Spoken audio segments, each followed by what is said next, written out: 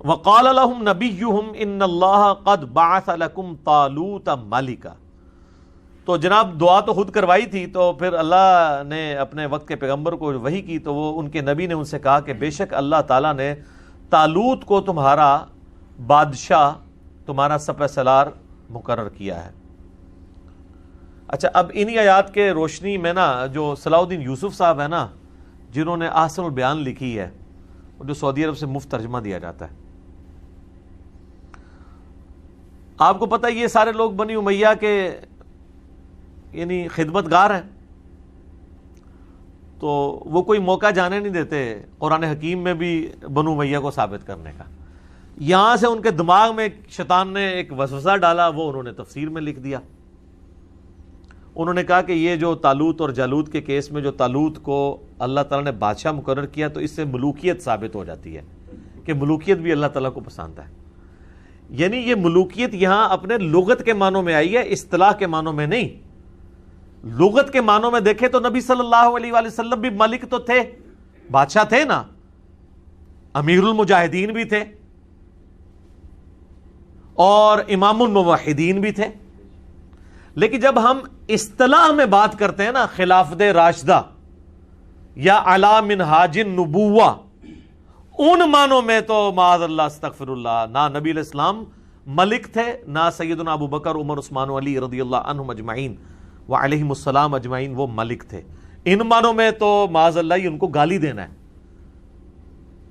اگر آپ اصطلاح کے معنوں میں ملوکیت لیں گے، اگر آپ لغت کے معنوں میں لیں گے، اس سے مراد حکمرانی ہے، وہ تو اللہ بھی بادشاہ ہے. زمین و آسمان کی ملکوت السماوات والارض، زمین و آسمان کی بادشاہت کس کی ہے؟ اللہ کی. لیکن یہاں وہ اصطلاح والی ملوکیت کا لفظ نہیں استعمال ہو رہا ہوتا، بلکہ یہاں پہ لغت کے معنوں میں. تو لغت اور اصطلاح کا تو فرق ہے. سورہ یوسف میں رب کا لفظ مالک کے لیے آیا ہے، غلام کے ریفرنس سے، جو حضرت یوسف علیہ السلام کہتے ہیں تم میں سے فلاں شخص اپنے رب کو شراب پلائے گا، اور دوسرے اسی کو کہتے ہیں کہ جب تم اپنے رب سے ملو تو میری سفارش کرنا کہ مجھے اس طرح انہوں نے ویسے ہی یعنی جیل میں ڈال دیا. تو وہاں رب جو ہے وہ لغت کے معنوں میں ہے، پالنے والا. جیسے باپ بھی رب ہی ہے نا، پالنے والا تو ہے نا، رب ارحمہما کما ربیانی صغیرا، جس طرح بچپن میں انہوں نے ہمیں پالا تھا ماں باپ نے، اللہ تو بھی ان پر رحم فرما، سورہ بنی اسرائیل میں آتا ہے. تو یہاں پہ لغت کے معنوں میں رب آیا ہے. اصطلاح کے معنوں میں اگر رب کی بات کریں گے تو وہ پھر رب وہ ہے الحمدللہ رب العالمین. ٹھیک ہے، جس دا لوکی کلمہ پڑھ دے او محمد اور تے میاں محمد بخش اور، ٹھیک ہے نا، وہ نام ایک ہونے سے تو نہیں فرق پڑا. کتنے محدثین ہیں ان کے نام ہی محمد ہے. امام بخاری کا نام محمد ہے، محمد بن اسماعیل. امام باقر کا نام بھی محمد ہے. ابن سیرین کا نام بھی محمد ہے، محمد ابن سیرین. تو کتنے محدثین تابعین کے نام محمد ہے، لیکن وہ نام سیم ہونے سے تو اصطلاح اور لغت کا تو یہاں ان کا دماغ چلا گیا جو اس سے. تو انہوں نے کہا بعض لوگ ملوکیت کو برا جانتے ہیں، تو قرآن میں تو اللہ تعالیٰ نے خود ایک بادشاہ مقرر کیا تھا. سر یہ جو طالوت کو بادشاہ مقرر کیا تھا، یہ پیغمبر کی وحی کے ساتھ اللہ نے مقرر کیا تھا. جبکہ حضرت امیر معاویہ رضی اللہ تعالیٰ عنہ ہو یا اس کے بعد جو بنی امیہ کے خلیفہ ہیں، ان کو اللہ نے نہیں مقرر کیا، بلکہ وہ کس طریقے سے اس امت میں مسلط ہوئے ہیں وہ میرا آپ کربلا والا ریسرچ پیپر احادیث کی روشنی میں پڑھیں، حکمرانوں کی لکھی ہوئی تاریخ کی روشنی میں نہیں. اردو میں بھی ہے، عربی میں بھی ہے، انگلش میں بھی ہے اور ہندی میں بھی ہے. تو یہاں پہ میں جب بھی آتا ہوں تو مجھے وہ صلاح الدین یوسف صاحب کی تفسیر یاد آ جاتی ہے، چونکہ میں اسے پروموٹ بھی کرتا ہوں کہ بیسٹ تفسیر میں سے احسن البیان. لیکن جہاں پہ خامی ہے وہ ہائی لائٹ کرنا ہماری جو ہے علمی ذمہ داری ہے کہ یار یہ کام وہ ڈالتے ہیں. تو وہ اگر ملوکیت کا لفظ لیں تو ان کو کہیں کہ آپ جس ملک کی بات کر رہے ہیں ان معنوں میں تو خیر سورہ آل عمران میں آیا ہے کہ وَتُعِزُّ مَن تَشَاءُ وَتُذِلُّ مَن تَشَاءُ، اللہ تعالیٰ جس کو چاہتا ہے عزت دیتا ہے، جسے چاہتا ہے ذلت. اس کا سٹارٹ ہی سے ہو رہا ہے کہ اے ملک کے مالک، تو جسے ملک دے تیری مرضی، جس سے چھین لے تیری مرضی. کسی کو عزت دے تیری مرضی، کسی سے عزت چھین لے تیری مرضی، تیرے ہاتھ میں ساری بادشاہی ہے۔ وہ تو فرعون کو بھی اللہ تعالیٰ نے بادشاہی دی ہوئی تھی، لیکن فرعون اللہ کا ریپرزینٹیٹو نہیں تھا دنیا کے اوپر، یہ ذہن میں رکھیے گا۔ تو یہ والی ملوکیت اگر انبیاء کی کو ثابت کرتا ہے، انبیاء کے کانٹیکسٹ میں ان کا بادشاہ مقرر کرنا، تو یہ وحی کے ذریعے تھا، لہٰذا اس کا معاملہ اس کے ساتھ کمپیئر نہیں ہو سکتا۔ قالوا انا یکون لہ الملک، وہ کہنے لگے کہ کس طرح اس کے ہمارے اوپر وہ امیر مقرر ہو سکتا ہے،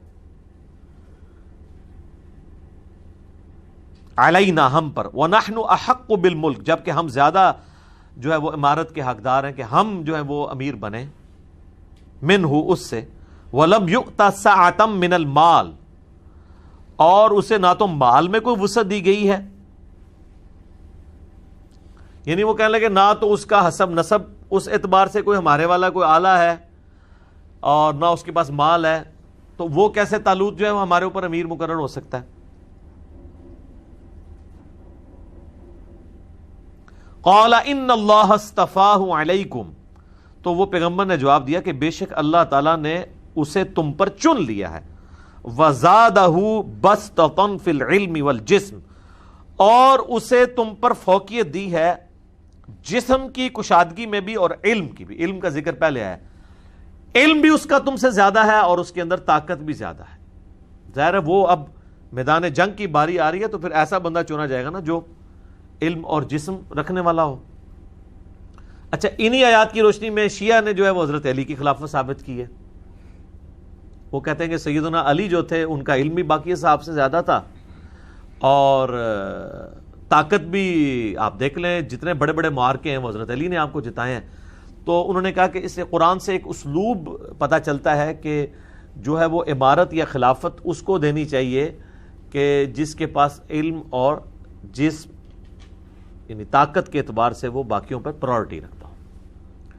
تو اگر یعنی ایک اصول اور مبادی کے طور پر دیکھا جائے تو بالکل ٹھیک ہے یہ بات ان کی، اور میرا تو موقف بھی ہے، میری تو ویڈیوز بھی ریکارڈڈ موجود ہیں کہ اگر نبی علیہ السلام کے بعد سیدنا علی کو خلیفہ چن لیا جاتا تو اس میں کوئی ایسی حرج والی بات بھی نہیں تھی، لیکن چونکہ نبی علیہ السلام کی تربیت ایسی تھی کہ آپ علیہ السلام نے جو جسے کہتے ہیں نا اقربا پروری، اس کو کبھی بھی اپنے قریب نہیں آنے دیا، اور بعض اوقات اس قسم کی چیزیں کسی اپنے قریبی کے حق میں وہ سمجھ لیں ڈیبٹ کے طور پہ بھی ثابت ہو جاتی ہیں، اور وہ حقدار بھی ہو تو اس حق سے پیچھے ہو جاتا ہے یا اسے کر دیا جاتا ہے۔ ٹھیک ہے، جو بخاری میں آتا ہے نا کہ حضرت عباس ابن عبد المطلب کہتے ہیں کہ آؤ رسول اللہ سے جا کے ہم مانگ لیتے ہیں خلافت میں کوئی حصہ۔ انہوں نے کہا رسول اللہ صلی اللہ علیہ وسلم نے اگر انکار کر دیا تو ان کی امت بنو ہاشم کو کبھی بھی خلیفہ نہیں بننے دے گی۔ تو حضرت علی کو یہ پتہ تھا کہ نبی علیہ السلام فی نفسہ خلیفۃ اللہ ہے فی الارض، تو آپ اپنے رشتہ داروں کو کبھی بھی آگے نہیں آنے دیں گے اس اعتبار سے خود۔ ہاں امت چن لے وہ علیحدہ معاملہ ہے، خود جب بھی آپ کا معاملہ آئے گا نا تو آپ یہ نہیں کریں گے، کیونکہ نبی علیہ السلام کے وہ بچوں کی مانند تھے۔ تو لہٰذا اس سے آپ علمی دلیل تو ضرور پکڑ سکتے ہیں، لیکن اس سے اگر کوئی شخص کہے کہ اجماع صحابہ انکلوڈنگ خود سیدنا علی کا بھی ابو بکر عمر عثمان کی بیعت کر لینا وہ کو قرآن کے خلاف تھا، تو پھر آپ کا دوسرا ایکسٹریم رویہ ہوگا۔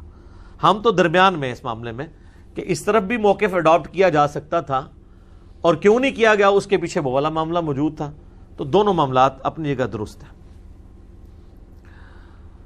واللہ یؤتی ملکہ من یشاء، اور اللہ تعالیٰ جسے چاہتا ہے اپنا ملک عطا فرماتا ہے، واللہ واسع علیم، اور اللہ تعالیٰ وسعت والا اور علم والا ہے۔